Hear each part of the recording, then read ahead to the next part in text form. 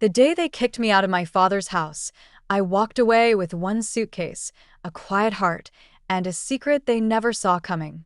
They thought I had nothing, no money, no power, no place to go. But what they didn't know was that I had been the one holding everything together all along. I paid their rent. I kept the lights on. I covered my stepsister's school fees while they called me worthless. When they told me to leave at the request of the same girl whose education I was secretly paying for, I didn't beg. I didn't cry. I simply stopped paying. That was the moment the house they were so proud of began to crumble. The power went out. The school called. The lies they told started falling apart. And me? I didn't just survive. I rebuilt everything without them. This isn't a story about revenge.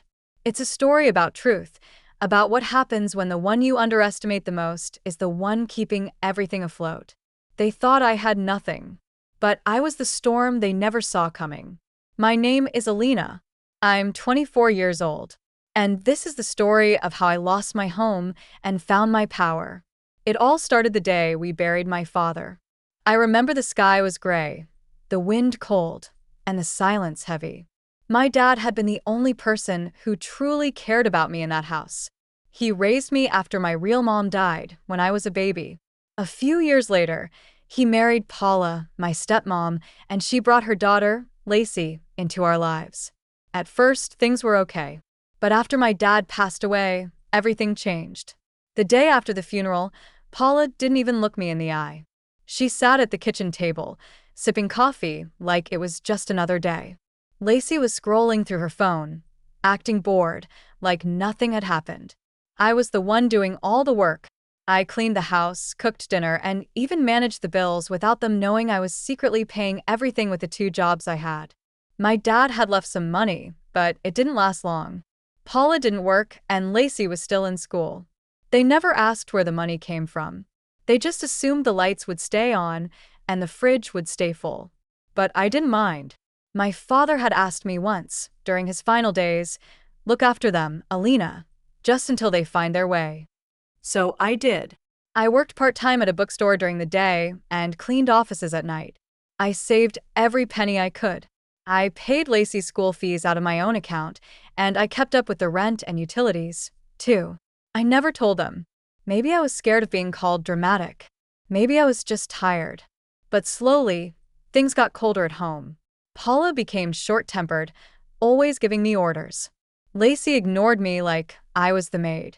I tried to stay quiet, but one morning, it all changed. Paula stood in front of the doorway with her arms crossed. "I think it's time you left, Alina," she said. I blinked. "What?" "You've been living here long enough," she continued. "Lacey told me you've been disrespectful. This house isn't your responsibility anymore. You should pack your things." I felt like the floor had dropped out from under me. After everything I had done for them, they wanted me gone. I didn't say a word. I went to my room, packed one bag, and walked out the front door with tears in my eyes. They didn't even say goodbye. But what they didn't know was that I had stopped paying everything that very morning. No more rent, no more power bill, no more school fees. I didn't owe them anything anymore. Let's just say what happened next. They never saw it coming. It had only been 2 days since I left the house. I was staying with my friend Jasmine in her tiny apartment. It wasn't much, just 1 bedroom, 1 bathroom, and a little pull-out couch, but it felt like peace. No yelling, no cold glares, no walking on eggshells, just quiet, warm, safe. The first night there, I slept for 10 hours straight. It was the first real sleep I'd had in months. Jasmine made us pancakes the next morning, and as we ate, I scrolled through my phone. That's when I saw it. Lacey had posted on her story. No Wi-Fi, no power. What is this? The Stone Age. I actually laughed out loud. It had begun. You see, before I left, I went into all my online accounts and turned off every single automatic payment. The rent, the electric, the water, even the school tuition. Everything was in my name, not Paula's. I had been using my own card to keep the house running. They never paid a dime. Not even once. Now, they were living in the house, clueless as to why everything was falling apart. By the second day, my phone rang. It was Paula. I let it go to voicemail. She didn't leave a message. Later that afternoon, I got another call. This time, it was the school. I picked up. Hi, this is Mrs. Romero from Eastwood High School. We're calling about Lacey's outstanding tuition. We attempted to charge the usual card, but it was declined. I stayed quiet. She won't be able to attend classes starting next week unless payment is made, she continued gently. Do you know if someone else will be handling her account? I took a deep breath. I no longer live with them, I said, and I won't be paying anything further. There was a long pause. Then the woman said, I understand. Thank you for letting us know. After I hung up, I stared at the wall for a moment. I should have felt guilty, but I didn't. The next few days were oddly quiet. No more calls, no more texts, just silence. But then Jasmine showed me something that made my blood boil. She had been scrolling through Facebook when she said, Alina, you need to see this. It was a post from Paula. She had written a long status full of lies. My daughter and I are going through a tough time. After my husband died, someone we trusted abandoned us and left us in debt. Our power is out. The school is harassing us and people are turning their backs on us. If anyone can help us with donations or support, please reach out. And underneath, dozens of comments. Oh no, praying for you. You're so strong, Paula. Can't believe someone would do that to you. I could barely read the rest. My stomach twisted with anger. They had the nerve to call me the one who abandoned them. No one knew the truth, that I had been the one holding up the entire house, that I had worked myself sick just to keep food in their fridge and her daughter in school, that I hadn't asked for a thank you, just a little respect. Instead, they painted me as the villain. For a moment, I wanted to write a long post, to drop screenshots, bank receipts, school invoices. But I stopped myself.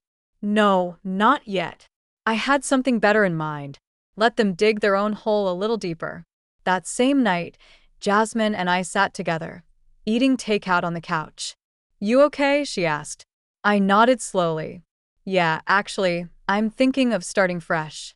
I've been working so hard for people who don't even care. What if I built something just for me? She smiled. Now that's the Alina I know. I opened my laptop.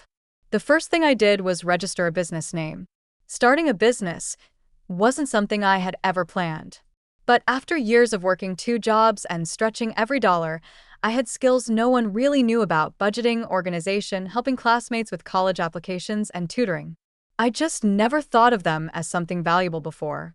That night, with Jasmine cheering me on, I created. A few months passed, and life finally felt steady. I moved out of Jasmine's apartment and into my own small studio. Nothing fancy, but it was mine. I paid for it with money I earned from my business. My tutoring service was growing fast, and I even hired a part-time assistant to help with emails and scheduling. For the first time in my life, I wasn't surviving. I was living. Then one afternoon, I got a call from an unknown number.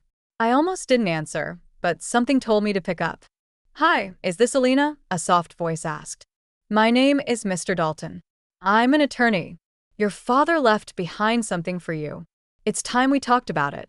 I met him the next day in a quiet office with floor-to-ceiling bookshelves. He handed me an envelope and smiled gently. Your father left this with instructions. He wanted it opened only if you ever moved out on your own. Inside was a letter in my father's handwriting.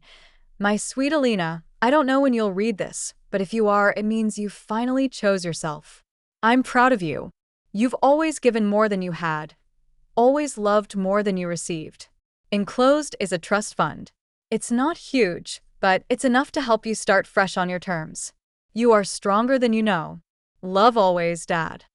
My hands trembled as I held the letter to my chest. The lawyer slid a second envelope toward me. Inside, a certified check, enough to fully fund my business for a year, enough to move to a better place, enough to never worry about anyone else's bills again. I cried the whole way home. But they weren't sad tears. They were healing.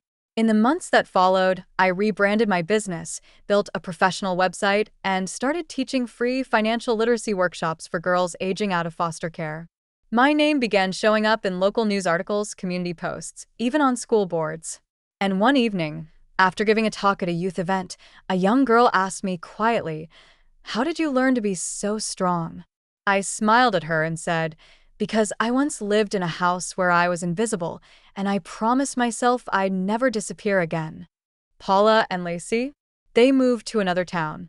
Last I heard, Paula was trying to rent out a room online and begging for donations again. But now people knew better. They had burned every bridge, including the one I built for them with my own hands. I ended up framing my father's letter and hanging it in my home office. It sits beside the nameplate for my company.